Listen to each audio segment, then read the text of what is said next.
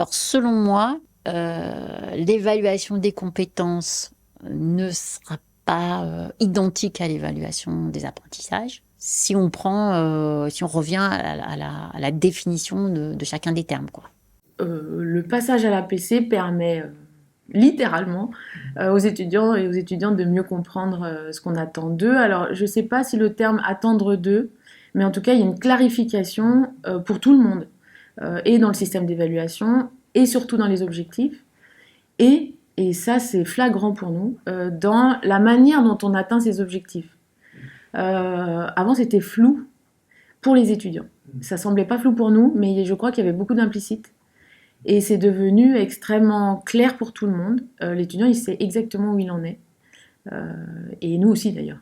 J'ai moi-même pris plus de recul par rapport à mon métier, par rapport à ma manière d'enseigner, par rapport à ma manière d'aider les étudiants à se construire par eux-mêmes et à acquérir de l'autonomie, de la motivation, développer leur capacité d'adaptation dans leur future vie professionnelle, dans une carrière où ils auront certainement à changer de métier et aussi dans leur vie personnelle.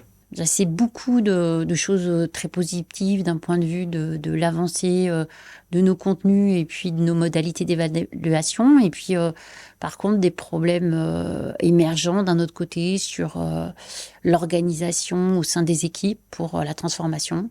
Et puis, les vitesses de progression des individus dans l'équipe par rapport à ces transformations-là, quoi, avec des vitesses qui ne sont pas les mêmes pour tout le monde. Mais globalement, je dirais que c'est positif pour l'équipe. Alors l'APC, dans mon quotidien d'enseignant, ça m'interdit d'une certaine façon d'être surplombant. C'est-à-dire que les cours d'amphi de première année qu'on pouvait faire il y a 10 ans, avec 400 étudiants, où on lisait un cours, où on faisait un PowerPoint un peu linéaire, ça n'est plus possible.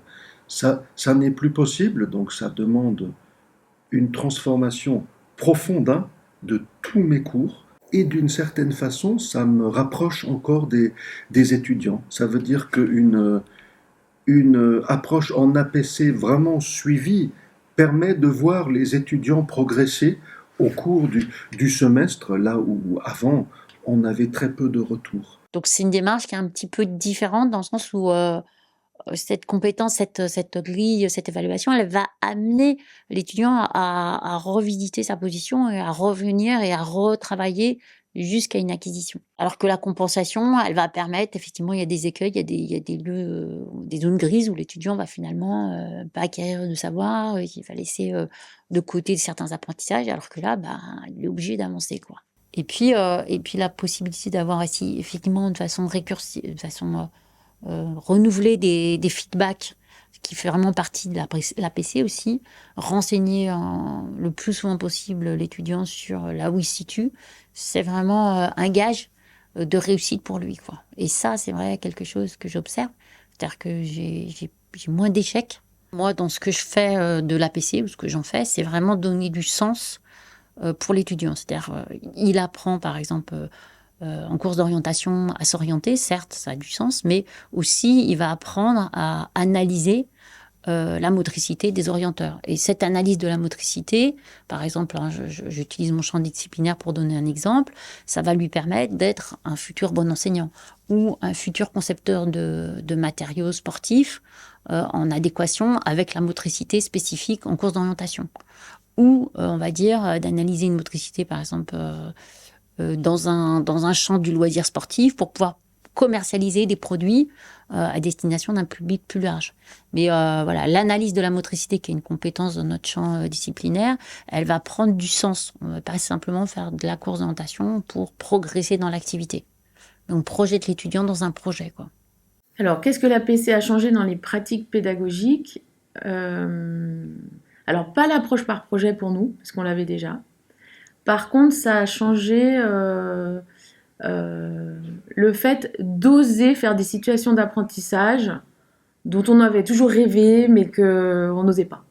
Et ça nous a et de les faire varier, c'est-à-dire de pas reproduire suivant la discipline.